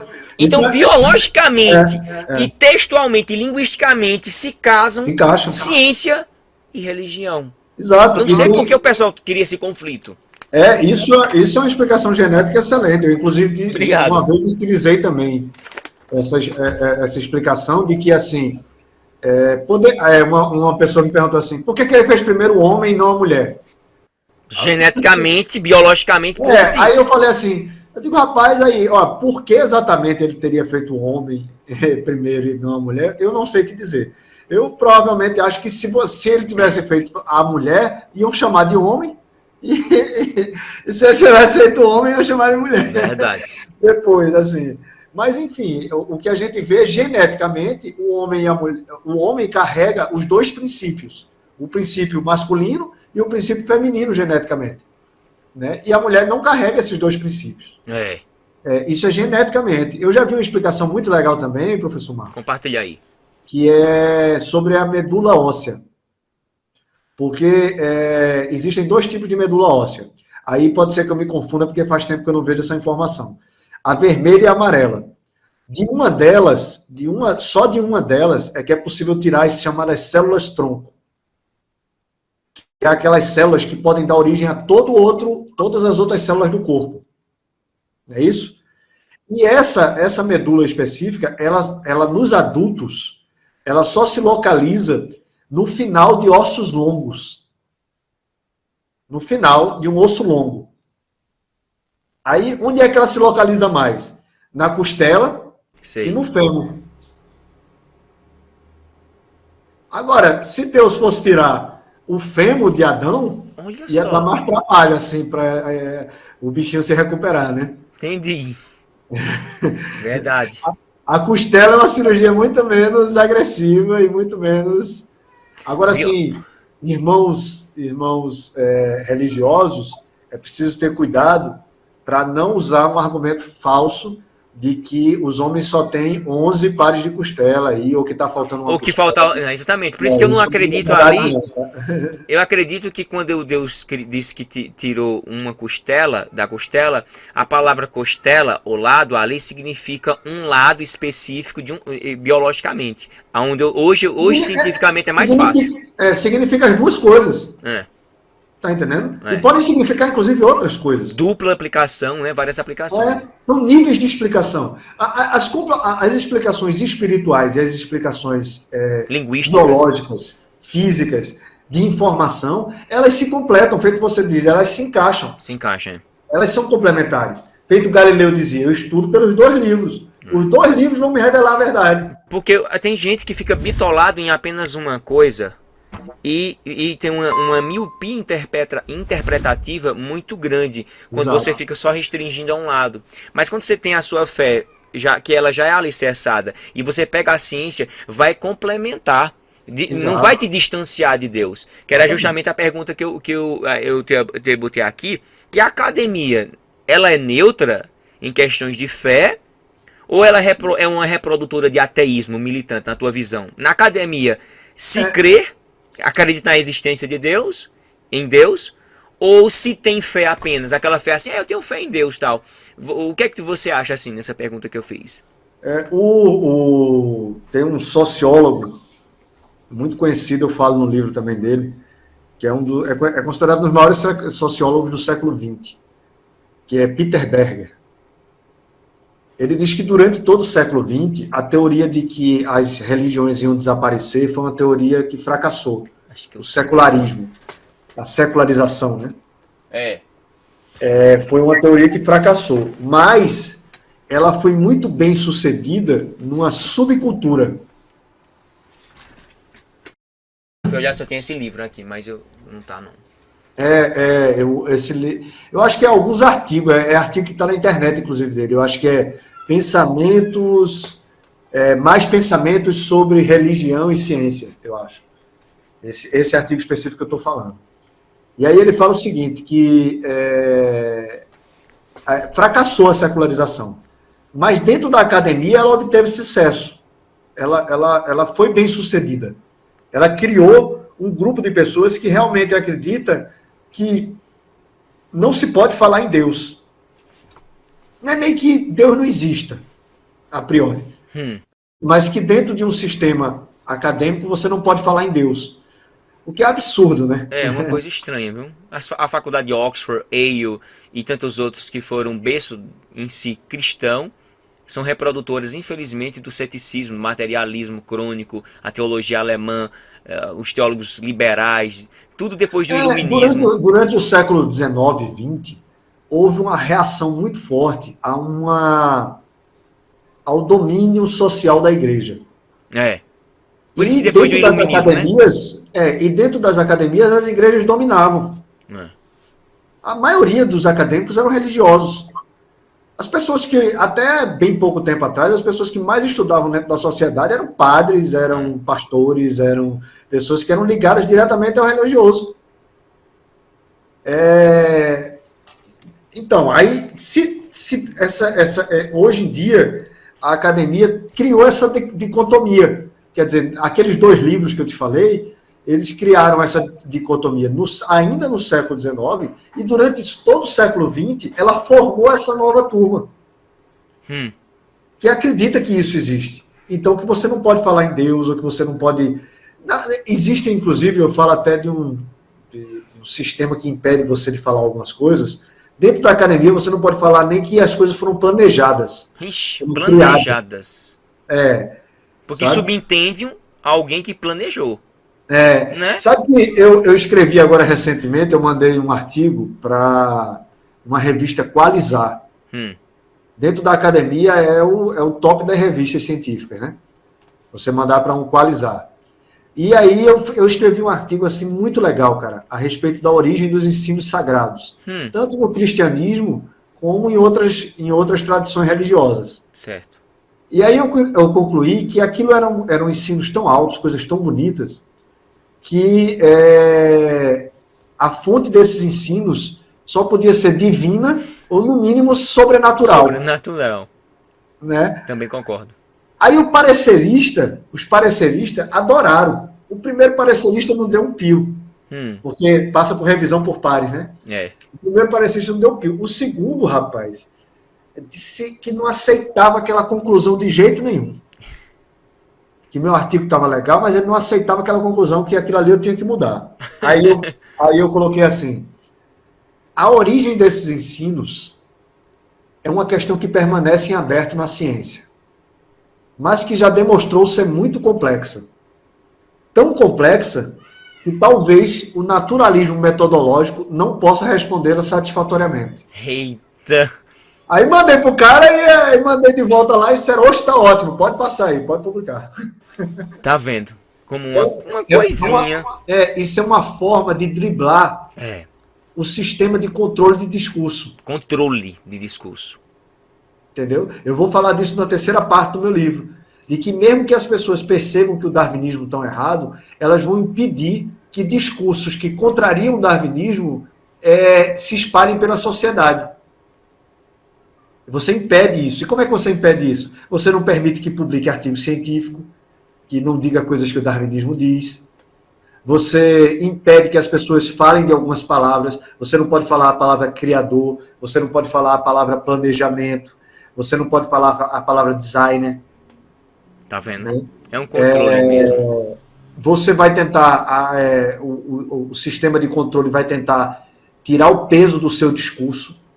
Isso é uma coisa que é chamada de rarefação. Rarefação na física é tirar o peso de alguma coisa.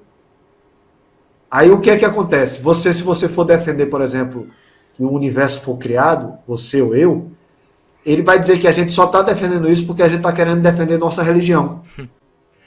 Já vai apelar para o fato de fé, né?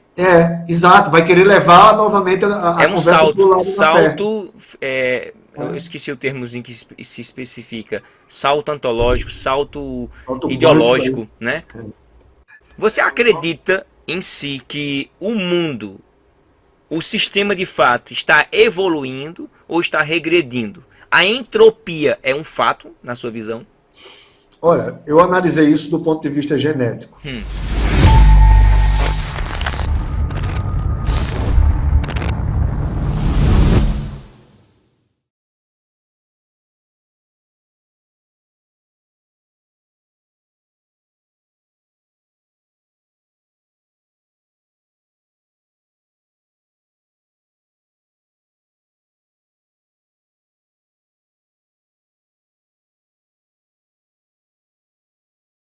Você acredita em si que o mundo, o sistema de fato, está evoluindo ou está regredindo? A entropia é um fato, na sua visão?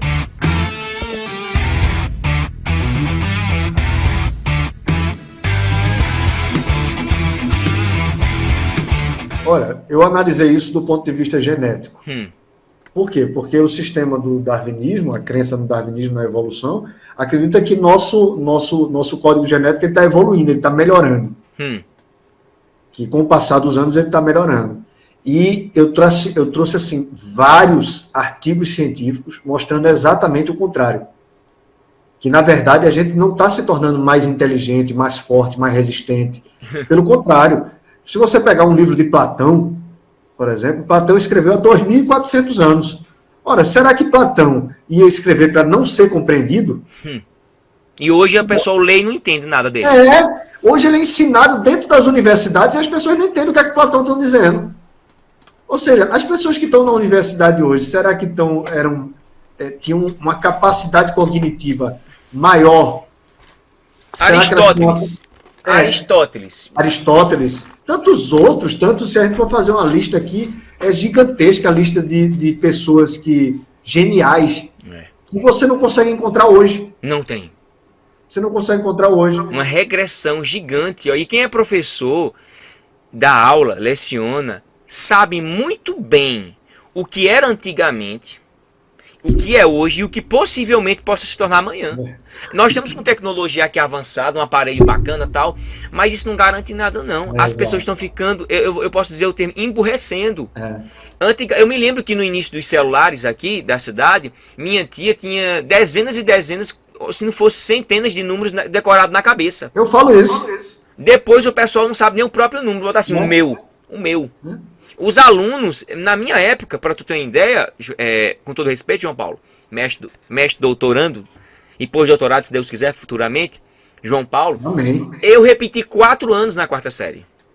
E o meu nível de burrice era gigante. Quando eu comecei a evoluir, crescer, me esforçar, me dedicar, eu dei o meu melhor, fiz o meu melhor. Mas a minha burrice da época, hoje, eu vejo que eu era o mais inteligente desse tempo presente. Porque hoje as pessoas têm dificuldades de tudo. Eu leciono, eu explico agora, o aluno perde, com 10 minutos já esqueceu. É com conhecimento, com data de validade. Entropia, sim. E as pessoas ainda pedem pra gente não botar questões difíceis, pra não apertar demais o aluno. Não aperta não, bichinho, porque não sei o quê. Meu filho, a minha professora da época apertava. Quando ela chegava na escola, ela já dizia assim: Marcos, diga todos os pronomes, diga todas as preposições. Aí o me, comigo, tete, contigo, se assim, consigo. Todas as preposições. A, anta, após, até, com, contra, de, para, parentes. Eu memorizei tudo isso na 4ª série. E lembro ainda. Então, eu fui de uma época que forçava e você aprendia. Só que hoje não existe isso mais. Estamos regredindo. A facilidade é grande, mas não está ficando aqui. Exatamente. Não está ficando assim. Isso está no nível genético, cara. Isso está no nível genético, assim. É verdade. É uma coisa tão forte, professor, que existem estudos alertando a humanidade.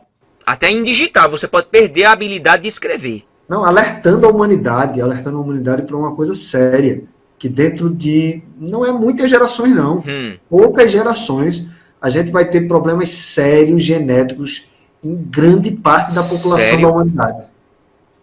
Eu trago isso no meu livro também. Se a gente não tomar consciência nas próximas décadas, o futuro pode ser difícil.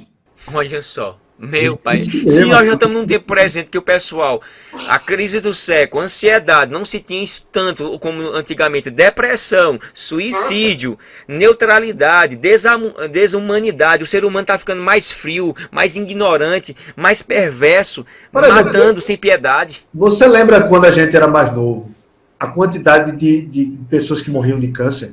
Não. Eu nunca vi, eu nunca falar. A gente quase não ouvia falar de pessoas que morriam de câncer. Eu nunca vi ninguém falar de câncer, de depressão, 40, 50 nada. Anos. Com 40, 50 anos. Pra você ter uma ideia, eu soube de uma notícia de um rapaz essa semana que me deixou muito surpreso. Que ele foi fazer apresentar o TCC dele, o TCC, que é o primeiro nível assim, para ele terminar a graduação dele. E durante a explanação da segunda professora da banca, que a mulher teria pegado tão pesado com ele, que ele se jogou do apartamento. Não. Tô falando sério. Meu Deus do céu. Ele não esperou nem o terceiro falar. Ele não esperou nem a conclusão. Cadê a resiliência? Na nossa época era resiliência. Ele não esperou nem a conclusão. Meu Deus do céu. Veja que coisa impressionante, assim, assim, eu também não sei o que aconteceu. Eu também não sei o histórico anterior. A pressão assim, ele não conseguiu suportar. Eu tô só trazendo um exemplo de pressão. Entendo. Tá entendendo? Eu não tô dizendo que ele tá errado, que tem coisa errada. Eu não tô dizendo nada disso, entendeu? Eu só tô dizendo assim, ou que não houve um histórico muito grande anterior, ou que é culpa de um ou de outro. Não é nada disso. Mas como a próxima geração está ficando vulnerável, frágil. A palavra é essa mesmo, frágil. Olha, deficiente até de ter as experiências que precisa ter. Experiências que precisam ter, passar, encaliçar para se adaptar. Olha, eu sou da geração, você é da mesma geração, nós somos de 20 anos atrás, 25 anos, no máximo 30 anos. Eu nunca vi nada do que eu estou vendo hoje no tempo presente. Eu dou aula, eu leciono, desde a 6ª, 8ª série, e a nível de concurso mesmo, faz mais de 5 anos que eu estou no estado. Eu dou aula ao 1º, 2º, 3º ano do ensino médio. Turmazinha finalistas, né? À noite também, o pessoal que tem 30, 40 anos, 50 anos, quando era da EJA. E eu vejo um nível psicológico de suportamento das pessoas que não chega 10% do meu tempo, em que o professor olhava assim e dizia, seu burro, faça as coisas, não sei o quê. E eu ficava caladinho lá, suportando os alunos de hoje. É tudo nos corredores, sufocando, sem fôlego, ansiosos, depressivos. Assim, não aguentam uma palavra dura, que já querendo chutar o balde. Eu olho, meu Deus, não existe resiliência. Resiliência precisa de 3 coisas. Adaptação, superação e suportamento. Se você não souber ser um camaleão, se adaptar ao seu ambiente, você vai morrer, você vai ser entregue. Pois é, eu dou aula na universidade, cara, assim, Eu não sou o professor responsável diretamente, então eu dou algumas aulas para alguns alunos. E é assim, chega a ser um pouco triste. É Que a gente vê que as pessoas sequer conseguem raciocinar a respeito daquilo que você está falando. Uma coisa básica, né? Simples. Você está querendo ensinar uma coisa simples, mas a pessoa está ali ansiosíssima para pegar o celular dela. Exato. Para olhar o que é que fulano falou, o que é que curtiu, o que não curtiu. Então, essa entropia genética... Entropia. O que quer dizer entropia? Entropia quer dizer aumento do nível de desorganização. Ou seja, esse aumento da deterioração genética, ele está refletido em tudo. Na humanidade, na capacidade cognitiva, na capacidade física das pessoas, no aumento de doenças. Psicossomáticas, tudo. E o que é fruto disso? Né? Isso é fruto de quê? Isso é fruto de um pensamento darwinista. Isso é fruto de um pensamento evolucionista, onde a humanidade está indo para o buraco e, ao mesmo tempo, as pessoas estão imaginando que a gente está evoluindo. É verdade. Infelizmente. Entendeu? As pessoas têm a crença de que está aparecendo X-Men por aí. Tá aparecendo mesmo. As mutações se tornando mais fortes, mais inteligentes. Não, quando a gente olha, isso é uma piada cientificamente.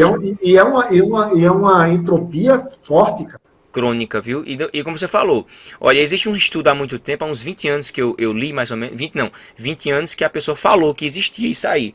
De que se você passar mais de 1 hora diante de alguma coisa que você não esboce fala, raciocínio, que é uma televisão, um WhatsApp, um TikTok da vida, ou seja o que for, você vai emburrecendo, vai dar um problema neurológico em você. Você vai perder as memórias de longo e curto prazo. E isso é fato, porque quando eu dou aula aos alunos, não estão mexendo no celular e tal, você dá uma aula a semana toda. Quando é no outro dia, professor, eu não entendi não, eu esqueci tudo que o senhor falou. Eu digo, meu Deus do céu, se falar agora, com meia hora, você está lembrando... Você precisa dar aula hoje em dia e garantir ainda que ele dê um jeito de aprender, né? É complicado, brother. Meu irmão, as 2 últimas perguntas que eu faço aqui para nós finalizarmos com chave de ouro. Tá muito bom o papo, estou amando. E o pessoal aqui do canal, se Deus quiser, vai compartilhar muito esse vídeo e vai se beneficiar muito, porque as informações que você passa, e mais ainda aqui no livro, eu recomendo todo mundo comprar esse livro, é fundamental. Olha, meu livro, professor Marcos, é um manual para debater com ateu. Exatamente. O cara termina meu livro, o cara debate com qualquer ateu. Olha, e eu gosto de debater com ateu, sou apaixonado. Já debati com alguns ateus já. O camarada era professor de história, ateu e advogado. Olha só onde eu me fui me meter. Advogado quer perder uma causa? Rapaz, foi serviço. Aqui é o seguinte, as evidências que temos hoje em dia, as provas científicas, biológicas, genéticas, elas nos aproximam ou nos afastam mais de Deus na sua visão? Tem um escritor sensacional do século XIX também, chamado Chesterton.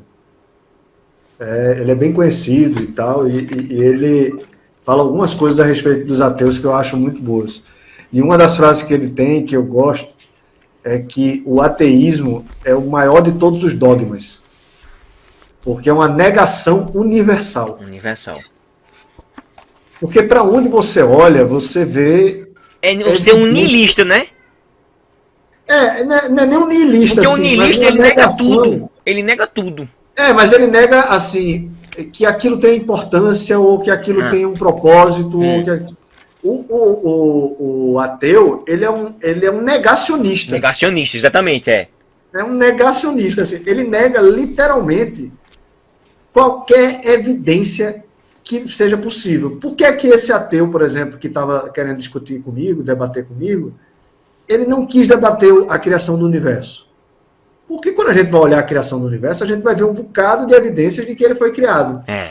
E ele não vai conseguir demonstrar nenhuma que possibilite o universo ter surgido espontaneamente. Nenhuma. Então, ele não vai debater isso. A criação da vida, o surgimento da vida. A biogênese. Ele não vai conseguir demonstrar nunca que a vida poderia ter surgido espontaneamente. Por processo nenhum. Então, ele não vai discutir isso.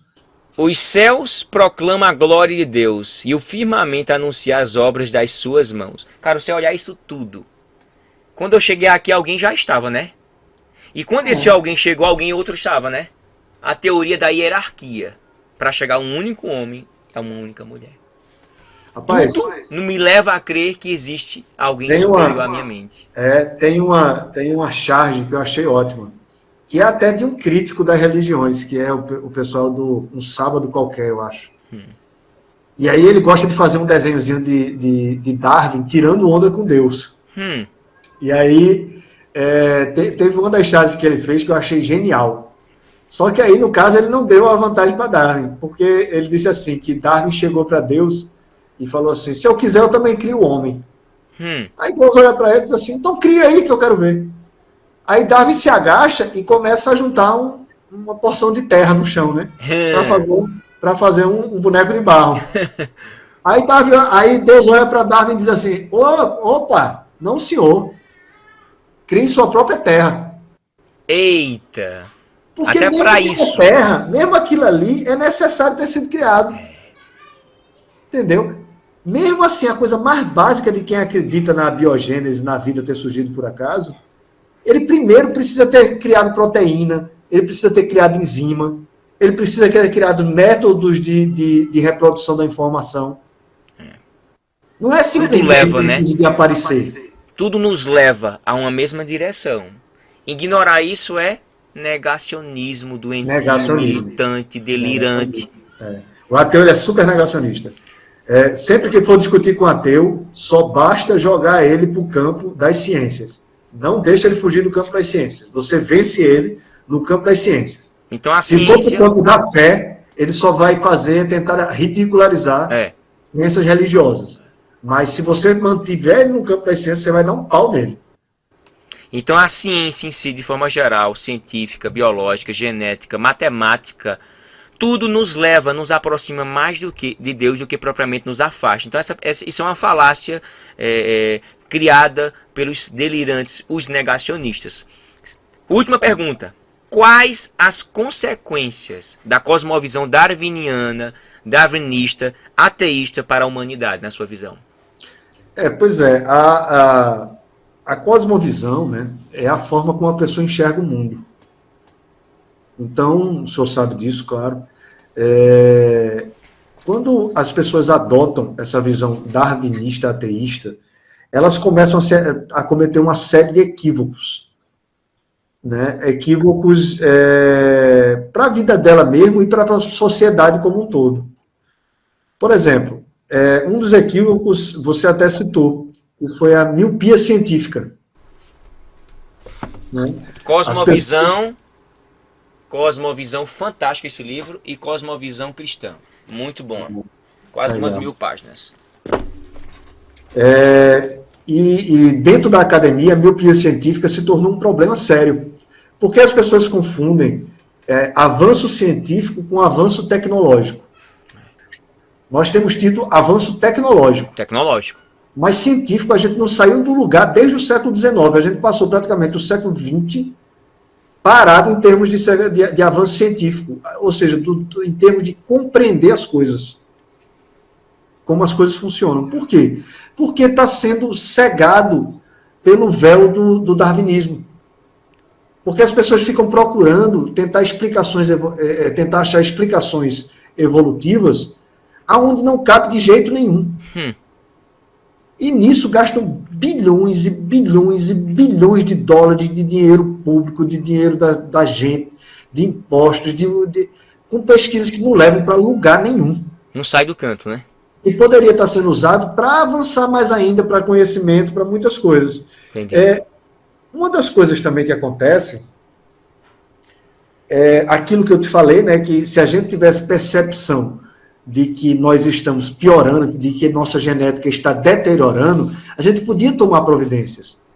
A gente poderia melhorar nossa alimentação, a gente poderia melhorar a atividade física, forma como a gente vive, a gente poderia, fazer campanhas para que as pessoas bebessem menos, fumassem menos cigarro, deteriorassem menos o seu código genético.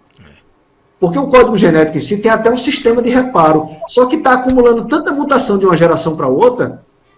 Que as próximas gerações vão ter uma Exatamente. consequência quase que Não dá inevitável. tempo do sistema de reparo reparar as mutações. Porque está acumulando muito de uma geração para outra.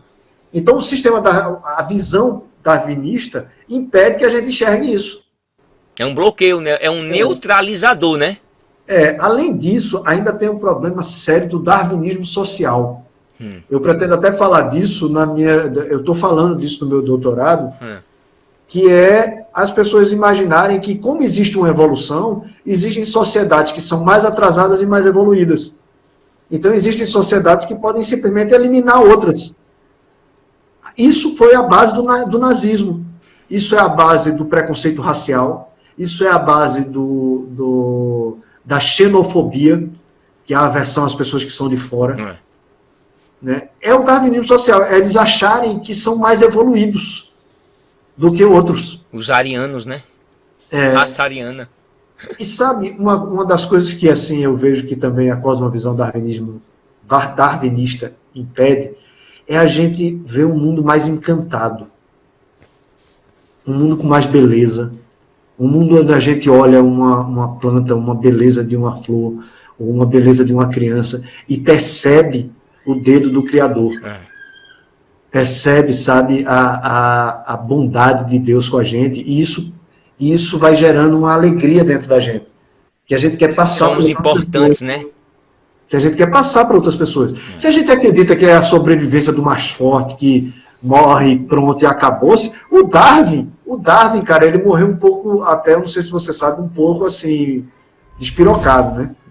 É porque ele primeiro, quando ele publica A Origem das Espécies, ele não quer defender. E segundo, ele começa a se tornar cada vez mais recluso. E aí morre a neta dele. Ixi.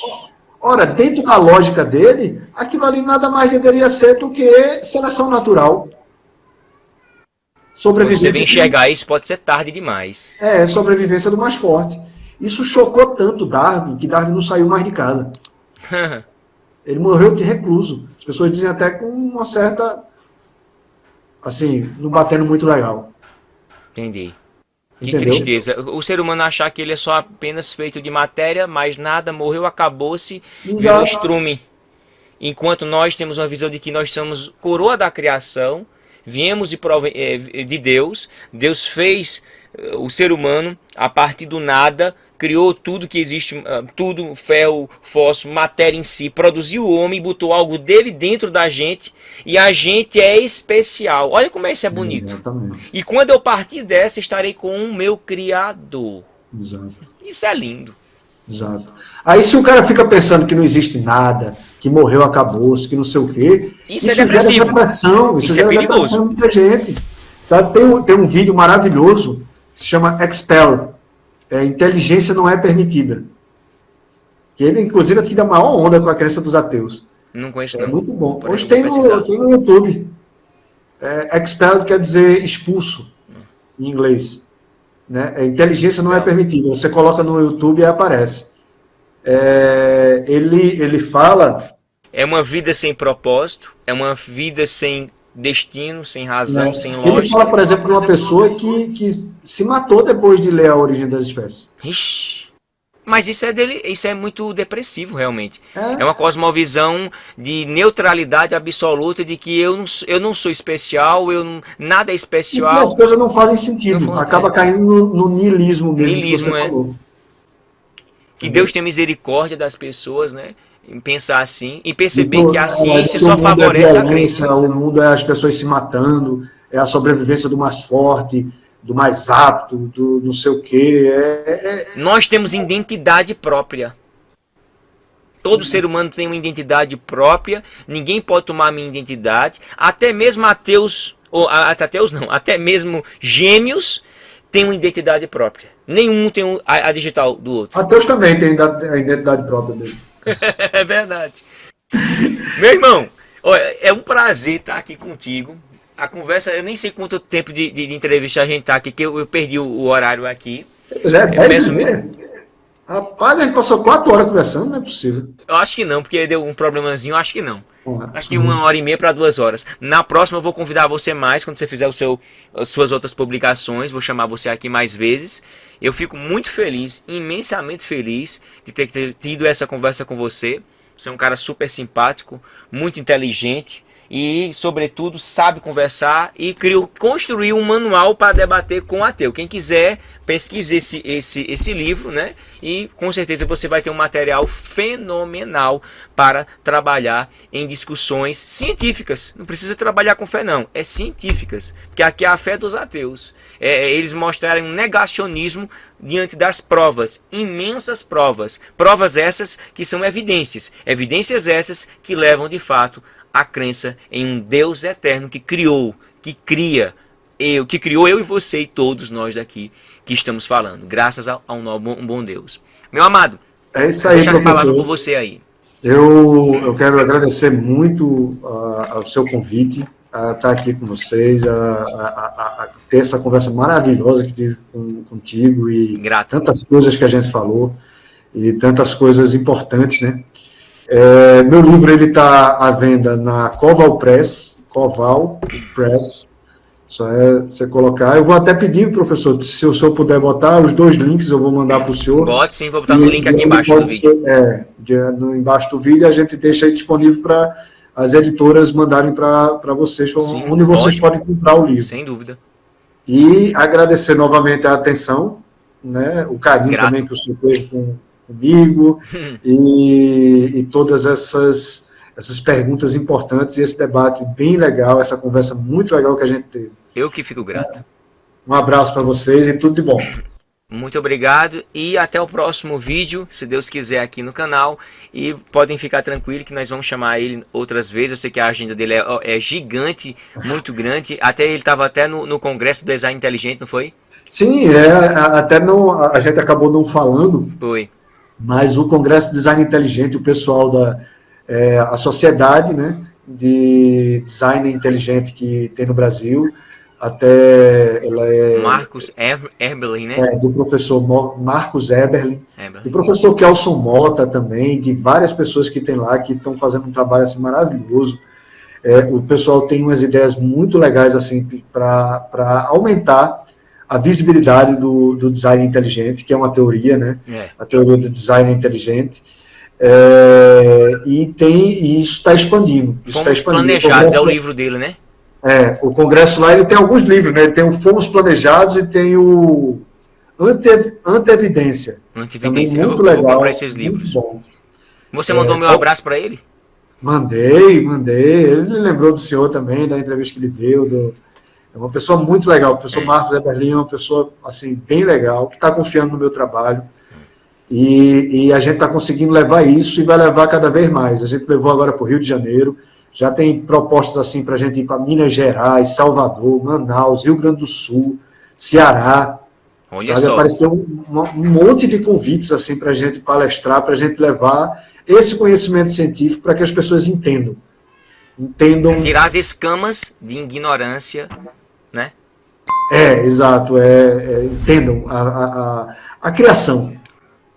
Que ótimo, isso o Marcos Eberlin e os demais, Adalto Lourenço, vocês aí, é uma equipe de peso que mostra que ciência e religião andam juntos, ambas são distintas, mas se complementam, não são excludentes. Isso é o que tem que ser entendido, não existe essa bipolaridade, elas não são excludentes, mas elas são complementares, embora distintas. Isso é importante, é um trabalho fenomenal de ciência e fé, que está trabalhando aí. Os primeiros vídeos que eu comecei a ver foi de Adalto Lourenço, depois do Marcos aí, meu xará. Um grande abraço para você que está assistindo esse vídeo aqui, se você for assistir esse vídeo. E para todos que realmente gostam de conhecimento, né? De buscar o conhecimento, como o próprio Jesus falou, o próprio Paulo falou, o próprio Pedro falou, né? Crescei na graça e no conhecimento. O próprio Jesus fala, errais não conhecendo as Escrituras nem o poder de Deus. Então a gente estuda as Escrituras, conhece, se aprofunda, para não ficar com um atrofiamento ou com miopia interpretativa. E é justamente isso que nós estamos trazendo pessoas de peso aqui para falar no canal. E um parabéns para você também, viu, Marcos? O seu trabalho é um trabalho importante. Grato. E não tenha dúvida que o Criador está vendo. Eu tenho certeza disso. Muito obrigado. Meu irmão, um grande abraço no coração. Muito bom, muito bom. Fica com Deus. Deus abençoe. Um abraço, meu Então, querido.